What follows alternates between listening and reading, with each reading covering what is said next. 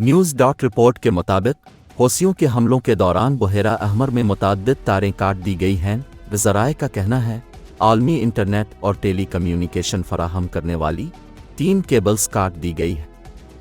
Hong Kong में कायम HGC global communications ने कहा कि बुहेरा अहमर में जो केबल्स को नुकसान पहुंचा है इनमें Asia, Africa, Europe, India gateway, SEACOM और TGN गिल्ड शामिल है।